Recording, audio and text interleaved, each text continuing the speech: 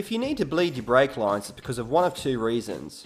One, you've got air in the system when flushing the brake fluid, or you've dismantled the system to clean your calipers or replace a line.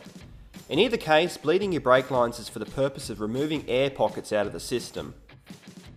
In this video, we'll show you how to bleed your brake lines using a hand vacuum pump. Tools you'll need are a wrench, a hand vacuum pump and brake bleeding kit, brake fluid. A brake bleeding kit will include a hand vacuum pump, hoses, a reservoir bottle and adapters to fit onto the bleed valve of your calipers.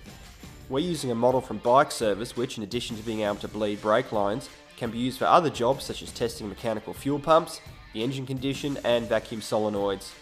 For the purpose of this video, we're operating on a line that has no fluid at all, but the same principles will work for a line with fluid inside but with air pockets present.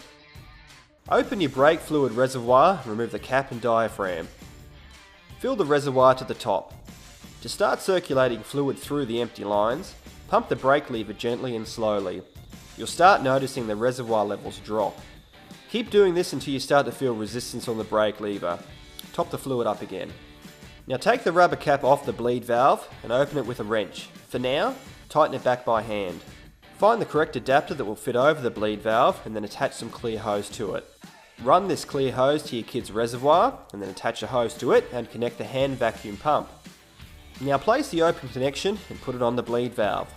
When we open the bleed valve, we're going to do it by hand, so a trick to ensure the hose doesn't come off is to position it so that when you open the valve, the hose hangs down and doesn't twist.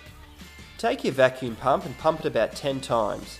If you've connected everything correctly, your vacuum pump gauge will show a steady reading. Open your bleed valve and keep pumping the pressure gauge. Your brake fluid will now start to come out. Try and maintain a vacuum of about 21 inches of mercury to keep the fluid coming out at a steady pace. All the while, keep an eye on your brake reservoir. It's critical that it isn't sucked dry because then you'll just be introducing air into the system again. As soon as the reservoir starts getting close to the lower level indicator, close your bleed valve by hand.